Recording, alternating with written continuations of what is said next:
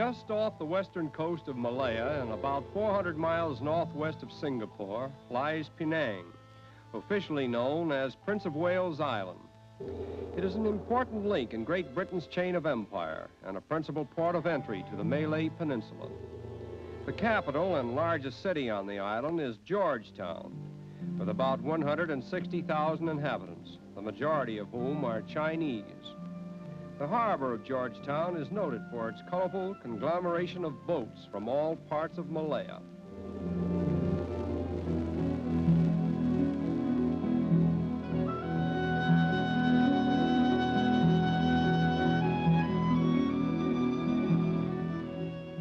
The principal products of the Malay Peninsula are rubber, tin, and copra, as well as coffee, spices, and rice, all of which go to make up the cargoes of the ships that pass to and fro in the harbor of Georgetown.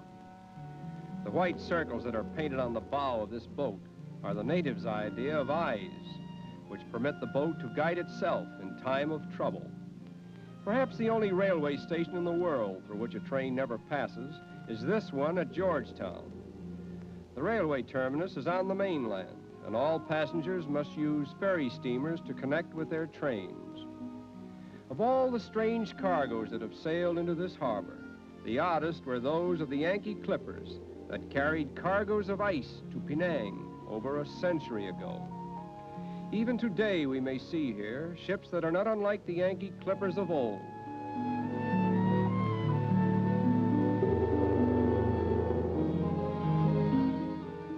The hard-working fishermen and sampan men who eke out a meager livelihood around the harbor live in picturesque fishing villages, such as we see here.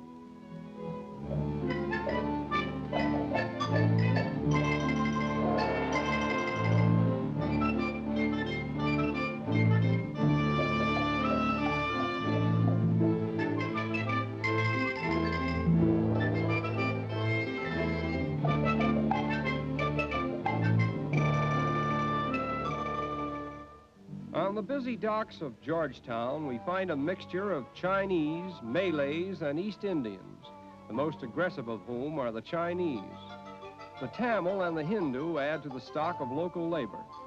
But of the many successful merchants here, the majority are Chinese, and their language, customs, and architecture are predominant.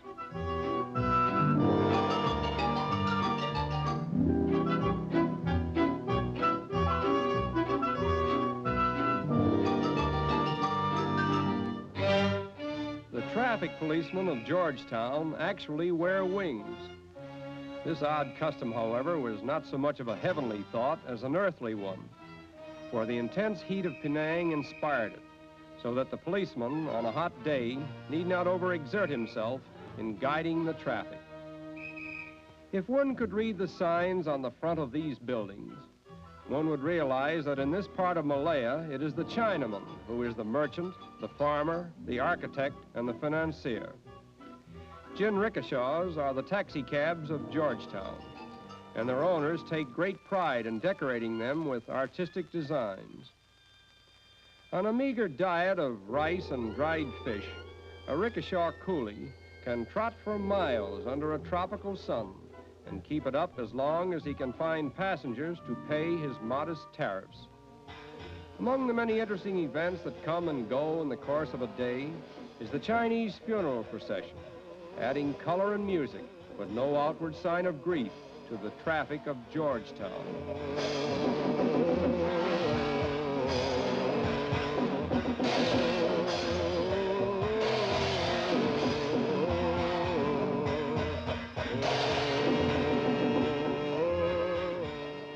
The mourning color is white, and the character of the funeral varies with the social and financial position of the deceased.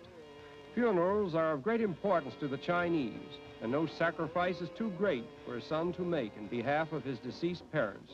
In fact, one of the most appropriate presents that a son can give to an aged father or mother is a coffin.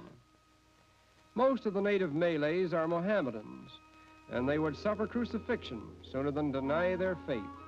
But they are not bigots. In fact, they are very tolerant and believe that the absence of hypocrisy is the beginning of true religion. Among the many oddities in the Chinese religion is snake worship. And for that purpose, this world-famous snake temple was erected in Penang. Ancestor worship and filial piety, however, form the real religion of the Chinese. A man shall ever pay tribute of deep